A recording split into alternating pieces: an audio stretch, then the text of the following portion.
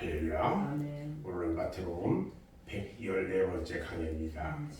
오늘 하나님 말씀은 마태복음 12장 14절로 21절 말씀을 통해서 자기를 나타내지 아니한 이유, 이런 제목으로 함께 말씀의 은혜를 나누려고 합니다.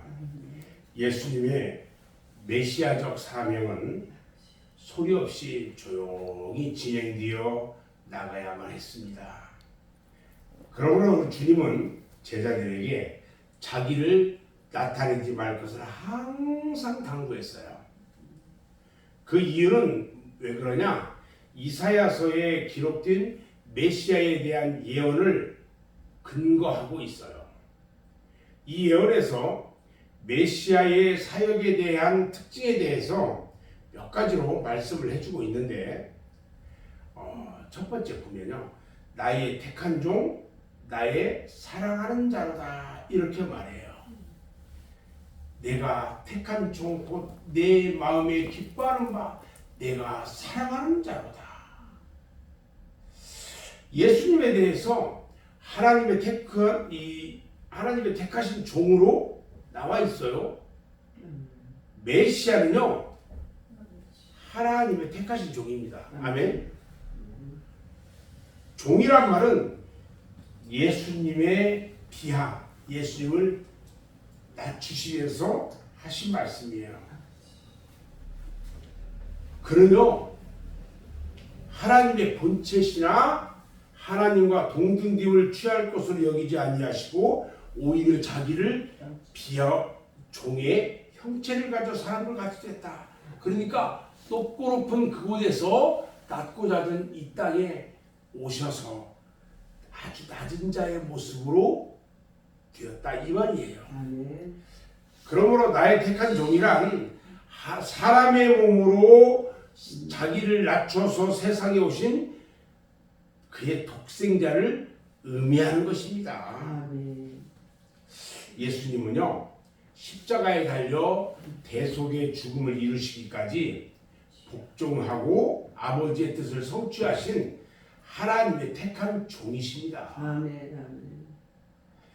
하나님은 그의 독생자를 가리켜서 내 마음에 기뻐하는 바 나의 사랑하는 자라, 이렇게 하셨어요.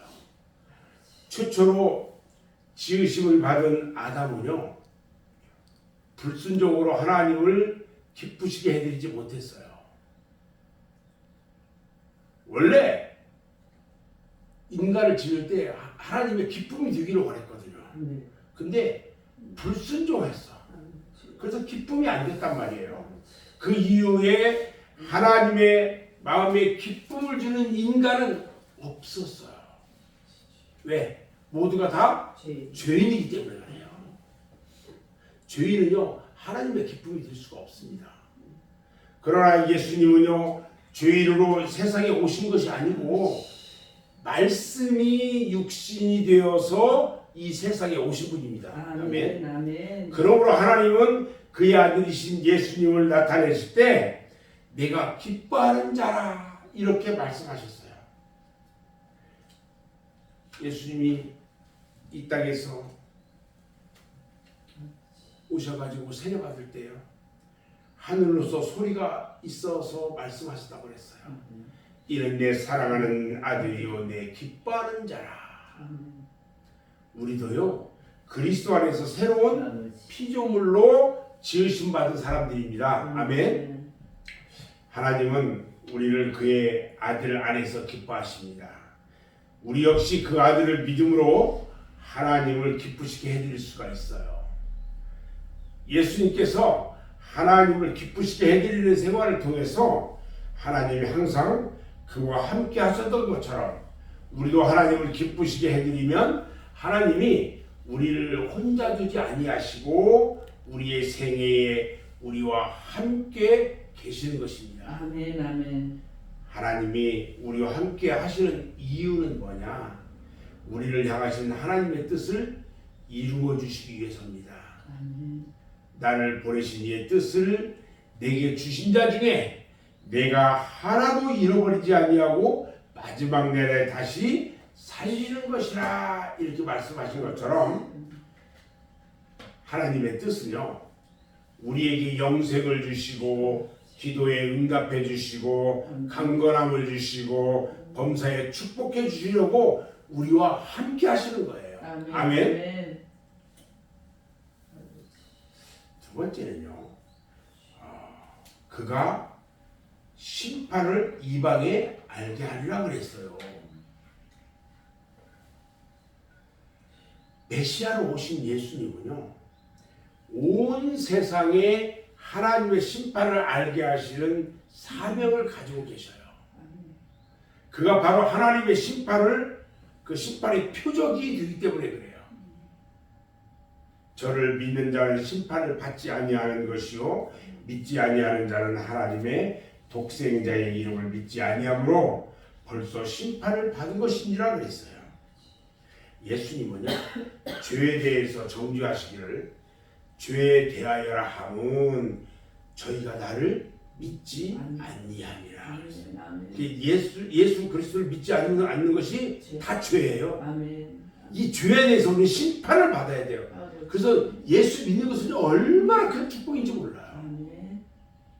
예수 그리스도를 알지 못하는 것은요 최종적으로 심판받을 죄라고 말씀하셨단 말이죠. 이처럼 하나님이 우리를 사랑하셔서 보내신 그의 아들을 믿으면 우리는 모든 정죄에서 벗어나고 하나님의 심판을 이길 수 있기 때문에 하나님께서 이 같은 사실을 이방에 알리시기 위해서 뭘 하셨어요? 복음을 전하셨어요. 그 다음에 메시아로서의 주님의 성품을 우리가 봐야 돼요. 오늘 말씀 19절부터 보면 메시아로서의 주님의 성품에 대해서 말씀해주고 있어요. 이 예언에서 우리는요 예수님은 온유하시고 겸손하신 모습을 알 수 있어요. 우리는 항상 온유하며 겸손해야 돼요. 그리스도의 마음을 품고 겸손해야 돼요. 봐요. 오늘 말씀 보니까 19절에 그는 다투지도 아니하며 이렇게 말한단 말이죠. 예수님은요 유대인들의 악에 찬 모함을 들으면서 그들과 다투지 않았어요. 주님의 말씀에는요 누구에게나 사랑과 진실이 가득 차 있었단 말이죠. 주님은 이 비유나 예화를 통해서 그들의 잘못된 생각을 깨우쳐주는 일에 성의를 다했어요. 우리 주님께서요 헤로드 왕 앞에서도 입을 열지 아니하였고요 빌라도 앞에서도요 이야기하지 않았어요. 그 사람들과 말싸움하지 않았단 말이죠. 두 번째로 보니까요 둘레지도 아니하리니 그랬어요. 둘레지도 아니하신다. 자, 둘렌다. 이 둘렌다라는 말은 우리가 잘 안 들어본 말이죠. 이 둘렌다라는 말이 무슨 말이냐면요. 큰 소리로 떠들지 않는다 이 말이에요. 주님은 언제나 많은 군중들을 좋아했어요? 피했어요? 피했단 말이죠. 대개의 경우에 사람들이 이 주님의 그 주옥 같은 진리의 말씀이 어디에서 나왔는지를 우리가 보면 단 둘이 있거나 아니면 몇 명 안 되는 조용한 곳에서 하신 말씀들이 참 많아요. 사람들이 많은 곳에서 한 것은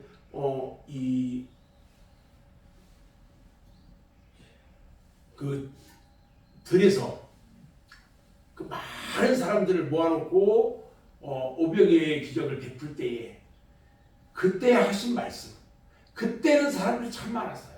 그런데 우리 주님은요 평상시 주옥 같은 말씀들을 하실 때는 몇 명 안 될 때 제자들이 있을 때 이때 말씀을 하셨다는 거야. 그리고요 우리 주님이요 20절에 보면 상한 갈대도 꺾지 아니하며 꺼져가는 신비를 끄지 아니하셨다고 그랬어요. 우리 주님의 마음을 여기서 볼 수 있어요. 상한 갈대가 뭐예요? 상한 갈대는요, 죄인들을 비유하고 있는 거예요. 죄인들이 다 상한 갈대를 보였다는 거예요. 예수님은 이 죄인들을 구원하기 위해서 높고 높은 곳에서 이 낮고 낮은 이 땅에 오신 분이에요. 꺼져가는 심지는요, 빛을 잃어가는 절망적 상태를 말해요. 봐요. 우리가 어떤 일을 하는데 불이 기름이 다 돼서 꺼지려고 깜빡 이때는 막 불을 어떻게든지 켜야 되니까 절망적이에요. 급하죠. 꺼져가는 심지가 빛을 잃어가는 상태. 우리 주님은요, 어느 정도의 마음을 가시냐면, 가라지가 이 곡식과 함께 자랄 때 밀 잘라내지 말라고 했어요. 그거 잘라내다가 잘못하면 알곡까지도 상하게 할까봐. 그 가라지를 심판의 날까지 남겨두시고 회개하기를 기다리는 분이셨어요. 주님의 마음이요. 이것들을 보면서 그냥 그 모진 그 모함 가운데도 다투지 아니하고 그냥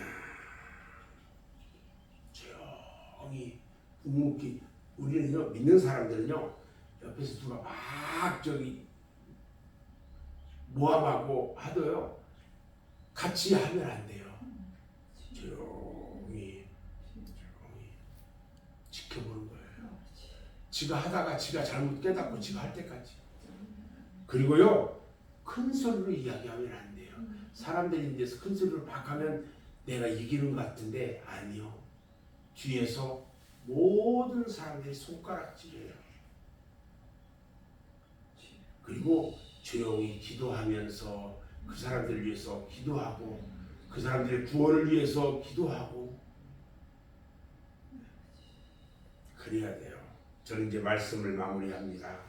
우리 주님께서는요, 온전하신 하나님의 사랑으로 이 세상에 오셨어요. 그의 이런 사랑은 최후의 심판날까지 변함없이 계속될 거예요. 그의 이런 사랑으로 인해서 많은 이방인들이 그의 이름을 바라며 그 이름으로 말미암아 구원을 얻을 것입니다. 주님의 구원의 은혜로 인해서 마지막 날에 천국의 복을 누리는 저와 여러분 모두가 되시기를 주님의 이름으로 축원합니다.